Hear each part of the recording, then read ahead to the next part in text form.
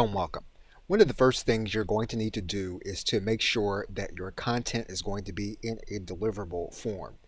And if you have created what you're going to be selling in something like a Microsoft Word document, you are going to need to change it to a PDF file so that your customer will be able to read it on multiple devices when you deliver it to them.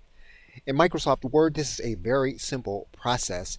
You can go to the File area, and what you can then do is you can then click on this button that says Save As.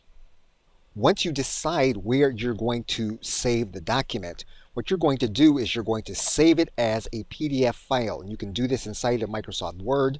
You are then going to give your file a specific name.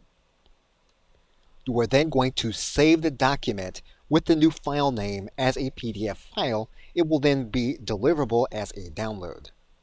Now, if what you are delivering as a download is going to be a video of some kind, you are going to need to make sure that that file will be downloadable from a zip file if you're going to be using Microsoft Windows. You can do this in a very simple process.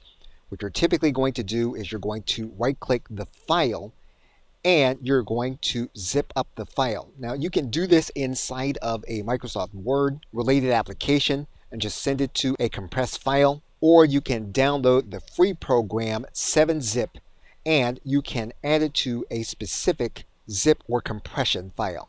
When you see the compression file, one of the things you can do is you can click on top of the compression file, and if you click once on top of the file name, what you're going to notice is that the file name is then going to be editable inside of Windows. What you can then do is you can write the name of the file that you want it to be for the customer to download in its final form.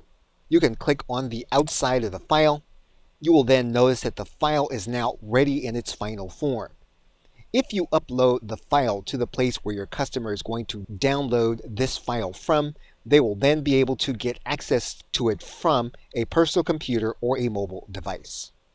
Okay, so with that, thanks, and I will see you in another video.